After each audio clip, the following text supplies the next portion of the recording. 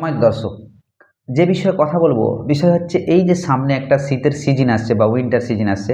এই শীতের শুরুতে আমাদের যে সমস্যাগুলো দেখা যায় বিশেষ করে ছোট বাচ্চাদের এবং যাদের বয়স হয়ে গেছে 60-65-র উপরে বয়স হয়ে গেছে, এদের একটা পালমোনারি সমস্যা বা একটা হাঁচি কাশি বা সিওপির অবস্ট্রাকটিভ পালমোনারিতে থাকে, যে এইগুলো দিয়ে একটা সমস্যা তৈরি হয়।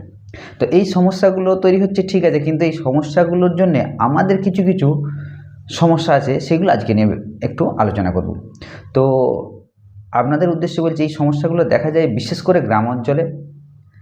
আমরা এখনও 2025 সাল হয়ে গেছে, এখনও আমরা আপডেট হয়নি। পৃথিবী কত সুন্দর হয়ে গেছে, চিকিৎসা ব্যবস্থা কত উন্নত হয়ে গেছে, তবু আমরা সেই পিছনে পড়ে আছি।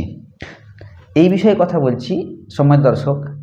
আগে একটা সময় ছিল যেখানে রেসপিরেটরি প্রবলেম হলে বা শ্বাসকষ্ট হলে বা এই ঠান্ডা লেগে ছাতির ভিতরে কফ জমা হলে প্রচুর পরিমাণে তখন লাংস ভালো কাজ করতে পারতো না।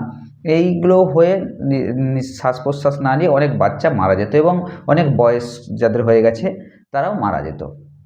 তো এখন আমাদের চিকিৎসা ব্যবস্থা অনেক উন্নত হয়েছে, এতই উন্নত হয়েছে কারণ এখানে মৃত্যুর হারটা সবথেকে কম, মানুষ ভয়ই করে না। সেখান থেকে কী করছে, আমরা গ্রাম অঞ্চলের মানুষরা আমরা অনেক কিছু ট্রিটমেন্ট থেকে পিছিয়ে আছি। আমরা এখনও বলছি যে এই যে নেবুলাইজেশন এসেছে বা যে মুখে মাস্ক দিয়ে কারেন্টের সাহায্যে যে গ্যাস দেওয়া হয়, নেবুলাইজার করা হয়, তো আমরা গ্রামের মানুষরা এখনও এটা থেকে পিছিয়ে আসি। এখনও বাচ্চাদেরকে যদি কোনো ডাক্তার সাজেস্ট করছে, কোনো ডাক্তার বলছে যে আপনারা বাড়িতে নিয়ে গিয়ে নেবুলাইজার করুন, আমরা দিতে যাচ্ছি না। আমরা একটাই কথা বলছি, এইসব দিলে নাকি অভ্যাসে পরিণত হয়ে যাবে, বাচ্চার ক্ষতি হবে। আপনাদের জানার উদ্দেশ্যে, বোঝার উদ্দেশ্যে বলে রাখি, কখনোই বাচ্চার ক্ষতি হবে না, বাচ্চার কোনো সমস্যা হবে না, বরঞ্চ বাচ্চা ভালো হবে। আগে এইসব ট্রিটমেন্ট থাকতো না বলে অনেক বাচ্চা মারা যেত, অনেক মানুষ মারা যেত।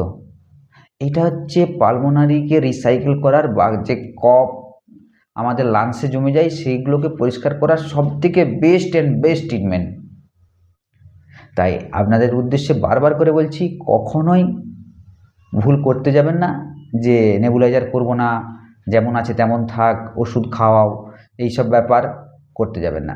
লেটেস্ট ট্রিটমেন্টটাকে সব সময়ের জন্য মাথায় রাখুন, লেটেস্ট ট্রিটমেন্টকে অগ্রগণ্য হতে দেন। আপনারা পাশে থাকুন, ভালো থাকবেন, সুস্থ থাকবেন। স্বাস্থ্যের ঠিকানার পক্ষ থেকে আমি শেখ আব্দুর রহিম আপনাদের সঙ্গে।